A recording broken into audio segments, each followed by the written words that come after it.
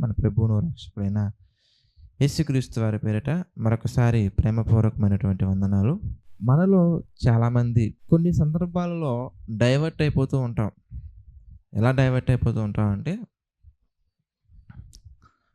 మన స్థితిని మర్చిపోతాం. మన స్థితిని మర్చిపోయి మనం ఎదుటివారి యొక్క స్థితిని చూస్తూ ఉంటాం. అనగా ఎదుటివారికి వివాహం జరిగిందా లేదా, మాకెందుకు ఇంకా జరగట్లేదు, ఎదుటివారికి అప్పులన్నీ తీరిపోయాయా లేదా, మాకెందుకు తీరట్లేదు, ఎదుటివారి యొక్క ఆలోచనలు అనేవి ఎలా వెళ్తున్నారు, వాళ్ళు జీవితంలో ఎలాంటి వ్యాపారాలు చేస్తున్నారు, వారు వేటి పట్ల వారు ఇన్వెస్ట్ చేస్తున్నారు, ఎలాంటి వారితో వారు సహవాసం చేస్తున్నారు, వాళ్ళకు ఉన్నటువంటి కాంటాక్ట్స్ ఏంటి, ఇలా అనేక రకాలుగా ఏం చేస్తూ ఉంటారయ్యా అంటే, ఎదుటివారిని చూస్తూ వారు ఉన్నటువంటి స్థితిని మర్చిపోతూ ఉంటారు. అయితే మనం గుర్తుంచుకోవాల్సింది ఏంటంటే, ఎదుటివారి గురించి కాదు మనం ఆలోచించాల్సింది. మనం దేవుని గురించి ఆలోచించాలి. దేవుడు మనల్ని ఉంచినటువంటి స్థితి గురించి ఆలోచించాలి. అయితే మన స్థితి గురించి మాట్లాడుతూ దేవుడు చెప్పినటువంటి ఒక సందర్భాన్ని మనం చూద్దాం. ఫిలిప్పీలకు రాసినటువంటి పత్రిక 3వ అధ్యాయం కనుక మనం చూస్తే, ఫిలిప్పీలకు రాసినటువంటి పత్రిక 3వ అధ్యాయము 20వ వచనాన్ని మనం చూద్దాం. మన పౌరస్థితి చూసారా ఏమంటున్నారు ఇంతకీ? మన పౌరస్థితి పరలోకమందున్నది, అక్కడి నుండి ప్రభువైన యేసుక్రీస్తు అను రక్షకుని నిమిత్తము కనిపెట్టుకొని ఉన్నాము. ఇది మన స్థితి. మనం ఆలోచిస్తేనండి, శరీర సంబంధమైన వాటి గురించి ఆలోచించే, శరీర సంబంధమైన వాటి యొక్క ఉచ్చులలో పడే, శరీర సంబంధమైన వాటి యొక్క ఉరిలో చిక్కుకొనే మనం ఒకప్పుడు ఏమీ లేనటువంటి వారుగా మనం ఉన్నాము. అనగా ఏమీ లేదు అంటే దాని అర్థం సంతోషము, సమాధానము, దీర్ఘశాంతము, మనశ్శాంతి ఇవేమీ లేకుండా మన చుట్టూ ఎంత ఆస్తి ఉన్నా, ఎంతమంది మనుషులు ఉన్నా, వారు మనల్ని విడిచినా, ఎన్ని ఉన్నా కానీ మనం ఒక మానసికమైనటువంటి స్థితి సరిగా లేక ఒక సంతృప్తి లేనటువంటి జీవితంలో మనం ఉన్నప్పుడు, అనగా మన పాపముల చేతను అపరాధముల చేతను చచ్చిన వారై ఉండగా, ఎఫెసీ పత్రిక 2వ అధ్యాయం 1వ వచనం మనం చూస్తే, మనం చచ్చిన వారై ఉండగా క్రీస్తు యొక్క ఆలోచనను బట్టి ఆయన దేవుడు మనలను మరలా ఒక జీవితాన్ని మనకు దయచేశారు ప్రభువైన యేసుక్రీస్తునందు. ఆ స్థితిని మనం మర్చిపోతున్నాం. అంటే మన ఆత్మీయ స్థితి ఎలా ఉంది అనే విషయాన్ని మర్చిపోయి మళ్ళీ శారీరక సంబంధమైనటువంటి స్థితిని చూస్తూ, అందులోనూ మళ్ళీ ఎదుటివారిని చూస్తూ మనం వెళ్తున్నామంటే ఒకసారి ఆలోచించండి. ఎవరైనా కానీ మన యొక్క ఆత్మీయ స్థితిని సక్రమంగా ఉంచగలరా? ఎవరైనా కానీ మనకు నూతన జీవాన్ని దయచేయగలరా? మనలను నూతన సృష్టిగా మార్చి మనలో ధైర్యాన్ని నింపి కృపతో మనల్ని బలపరిచి ఆదరించి దీవించి, ఎదుట ఎంత పెద్ద మహా సంగ్రామం జరుగుతున్నా కానీ మనసు ప్రశాంతంగా ఉండేలాగా, ఎటువంటి సమస్యనైనా కానీ ఎదురించుకోవాల్సిన శక్తిని ఎవరు ఇవ్వలేరండి. అది దేవుడు మాత్రమే ఇవ్వగలరు. మీరు ఆలోచించినట్లయితే కనుక గొలియాత్ అంత పెద్ద సమస్యను కూడా ప్రియులారా బాలుడుగా ఉన్నప్పటికీ బలాన్ని ఇచ్చింది ఎవరో తెలుసా? దేవుడు మాత్రమే. సొంత అన్నలు చక్కగా అమ్మేస్తే వారి దృష్టిలో చక్కగా, ఇతని దృష్టిలో మాత్రం ఎన్నో చిక్కుల్లో ఇరుక్కొని ఉండిపోతే పిల్లరా, ఒంటరిగా ఉన్నటువంటి యోసేపు గారికి పెద్ద బలాన్ని, కొండంత బలాన్ని ఇచ్చి ఫరో తర్వాత ఫరో అంత స్థాయిలో నియమించింది దేవుడు మాత్రమే. అది మనం గుర్తించగలగాలి. అంటే మన దేవుడు మనకు ఏమి ఇస్తున్నారు, దేవుడు మనకి ఏమి దయచేస్తున్నారు అనే విషయాన్ని మనం ఆలోచించి మనం నిలబడగలిగితే అంతా బాగానే ఉంటుంది. కానీ దాన్ని విడిచిపెట్టి జీవిస్తేనే మనం ఇంకా చిక్కుల్లోకి చిక్కుపోవాల్సిన అవసరం వస్తుంది. మునుపటి సమస్యల్లోకి మనం వెళ్ళవలసిన అవసరం వస్తుంది. పౌలు గారి జీవితం గురించి కూడా మనం ఆలోచిస్తున్నాండి. పౌలు గారు మనకంటే గొప్ప పరిచర్య చేశారు. ఆ స్టేట్మెంట్ ఇవ్వటానికి కూడా మన అర్హులం కాదండి. దేనికంటే ఆయన చేసిన పరిచర్య, ఆయన ప్రభువు కొరకు చేసిన త్యాగాలు, ఆయన తెగింపు, ఆయన సాహసాలు, ఆయన యొక్క నిర్ణయాలు, ఆయన యొక్క ప్రతి ఒక్కటి మనం ఆలోచిస్తే మనం అలా వెళ్ళగలమా అనే ప్రశ్న మనకు వస్తుందండి. ఎందుకంటే ఆయన సమస్తాన్ని పెంటతో ఎంచుకొని సమస్తాన్ని కలుగజేసినటువంటి దేవుని యొద్దకు గురితో ప్రభువైన యేసుక్రీస్తు వారిని గురిగా ఉంచుకొని ఆయన వెళ్ళినటువంటి పరుగును మనం చూసాం బైబిల్‌లో. అటువంటి పరుగు కాదు కదా! మనం కనీసం నడకలు కాదు కదా! కనీసం ఒక స్టెప్ కూడా మనం ప్రభువు కొరకు వేయలేకపోతున్నాం.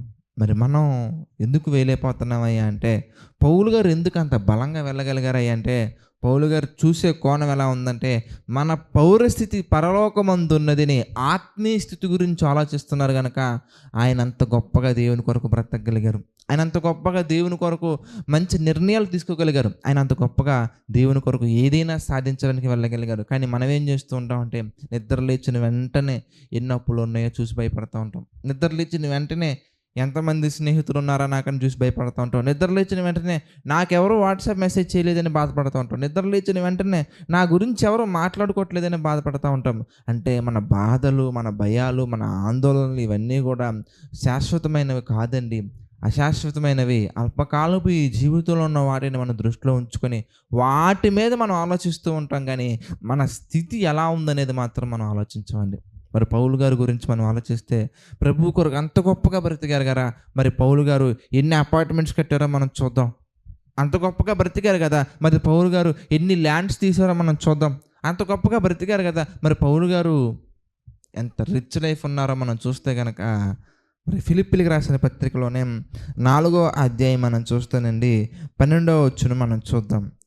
12వ వచనం మనం చూస్తే, దీన స్థితిలో ఉండనెరుగుదును, సంపన్న స్థితిలో ఉండనెరుగుదును, ప్రతి విషయములోను అన్ని కార్యములలోనూ కడుపు నిండి ఉండుటకును, ఆకలి కొని ఉండుటకును, సమృద్ధి కలిగి ఉండుటకును, లేమిలో ఉండుటకును నేర్చుకొని ఉన్నాను. నన్ను బలపరచు వాని యందే నేను సమస్తమును చేయగలను. చూసారా, పౌలు గారు సంపన్న స్థితిలో ఉండటం ఆయనకు వచ్చండి. లేమిగా ఉన్నప్పుడు ఎలా ఉండాలో కూడా ఆయనకు వచ్చండి. మీరు ఆలోచించినట్లయితే కడుపు నిండి ఉన్నప్పుడు ఎలా ఉండాలో తెలుసండి. ఆకలి కొన్నప్పుడు ఎలా ఉండాలో కూడా తెలుసండి. అంటే పౌలు గారు ఎంత చక్కగా అన్ని విషయాల్లో కూడా అలా ఒదిగి వెళ్తున్నారు. అందుకే పౌలు గారు 11వ వచనం మనం చూస్తే ఆయన మాట, నాకు కొదువ కలిగి ఉన్నందున నేను ఇలాగ చెప్పట్లేదు. నేను ఏ స్థితిలో ఉన్నానో ఆ స్థితిలో సంతృప్తి కలిగి నేర్చుకొని ఉన్నాను. మనం కూడా అది నేర్చుకోవాలి.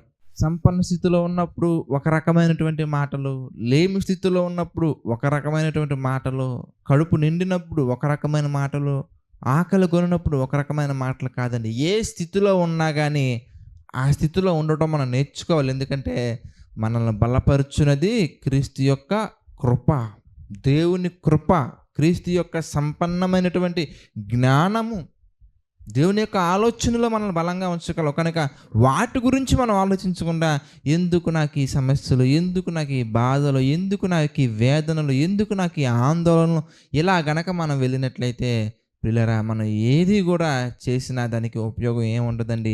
నామకార్థ భక్తి మనం ఎంత చూపించినా కానీ అది నజరేయుడైనటువంటి యేసుక్రీస్తు తిరిగి వచ్చినప్పుడు ప్రియులారా అది దేనికి రాదండి, ఒక మూలకు రాదండి. ఆయన ఒక్కటే మాట అంటారు, నామకార్థమైన భక్తి చూపిస్తూ ప్రభువుని నామకార్థంగా ఆరాధిస్తూ, నామకార్థంగా పూజిస్తూ, నామకార్థంగా ఆయన సన్నిధిలో గడుపుతున్న ప్రతి ఒక్కరిని బట్టి దేవుడు చెప్పే మాట అంటే తెలుసా, అక్రమము చేయవారులారా నా యొద్ద నుండి పొండి. అస్థిరమైనటువంటి లోకము కొరకు, అశాశ్వతమైన లోకము కొరకు, ఆవిరి వంటి జీవితమైనటువంటి ఈ లోకము కొరకు ప్రియులారా శాశ్వతమైనటువంటిది, ప్రియులారా యుగ యుగాలు ఉన్నటువంటిది, అన్నిటికంటే ముఖ్యంగా మనల్ని భూమి మీదకి పంపించినటువంటి దేవుడిని మనం చూసే అవకాశాన్ని మనం కోల్పోతాం. కనుక ఈ అస్థిరమైన లోకం కొరకు కాకుండా స్థిరమైనటువంటి శాశ్వతమైనటువంటి ప్రేమను మనం దృష్టిలో ఉంచుకొని ఆ ప్రేమను మనం ఎరిగి ఉన్నాము, అయినప్పటికీ ఎందుకు మళ్ళీ అశాశ్వతమైన లోకం కొరకు పరిగెడుతున్నాము, అవి దొరకలేదని, అవి దక్కలేదని, అవి అందలేదని ఆందోళన చెందకుండా దేవుడు మనకి వేటిని ఇచ్చారో వాటిలో సంతృప్తి కలిగి జీవిస్తూ దేవుడు మనకి దయచేసిన వాటి యందు మనము చక్కగా మనం బ్రతికినట్లయితే కనుక అవసరతను బట్టి పౌలు గారిని చూసారా, దేవుడు సంపన్న స్థితిలోనూ ఉంచారు, లేమి స్థితిలోనూ ఉంచారు.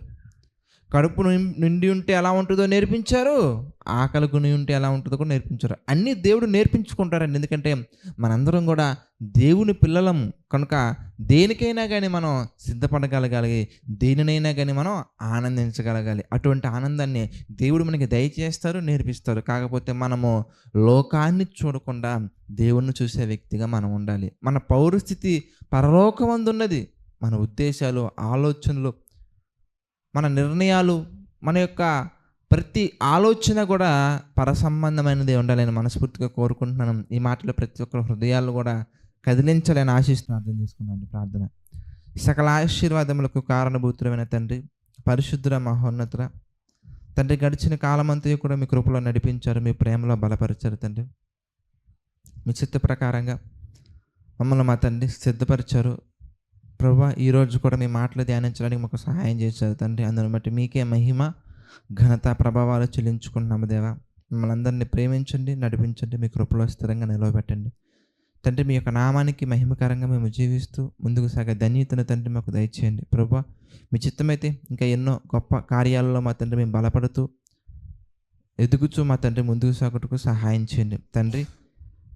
ఆర్థిక, ఆరోగ్య, మానసిక సమస్యల్లో తండ్రి కృంగిన ప్రతి ఒక్కరిని మీ తండ్రి మీ చిత్త ప్రకారంగా జ్ఞాపకం చేసుకోండి, మీ కృపలో బలపరచండి, దీవించండి, ఆశీర్వదించండి తండ్రి. మీ యొక్క చిత్త ప్రకారంగా ప్రతి ఒక్కటి తండ్రి మేము చేస్తూ ముందుకు సాగే ధన్యతను దయచేయండి ప్రభువా. తండ్రి, సమస్త మహిమ, ఘనత, ప్రభావాలు మీకే చెల్లించుకుంటూ ఈ పరిచర్యకు ప్రభువా ఎంతమంది అయితే సహకారులుగా నిలబడుతున్నారో వారందరినీ మా తండ్రి మీ యొక్క చిత్త ప్రకారంగా జ్ఞాపకం చేసుకోండి, మీ చిత్త ప్రకారంగా దీవించండి, బలపరచండి తండ్రి. మీ ప్రేమలో ఇంకా వర్ధిల్లుచు ముందుకు సాగే ధన్యతను ప్రతి ఒక్కరికి తండ్రి మీ చిత్త ప్రకారంగా దయచేయమని, నడిపించమని ప్రభువా. సమస్త మహిమ, ఘనత, ప్రభావాలు మీకే చెల్లించుకుంటూ ప్రతి ఒక్కటి తండ్రి మీ చిత్తమైతే చేయమని తండ్రి సహాయం చేయమని మా ప్రభువును రక్షకుడైనటువంటి యేసుక్రీస్తు వారి పేరిట ఈ ప్రార్థనను అడిగి వేడుకొనుచున్నాము తండ్రి. ఆమెన్. అందరికీ మన ప్రభువును రక్షకుడైన యేసుక్రీస్తు వారి పేరిట ప్రత్యేకమైన వందనాలండి. God bless you all.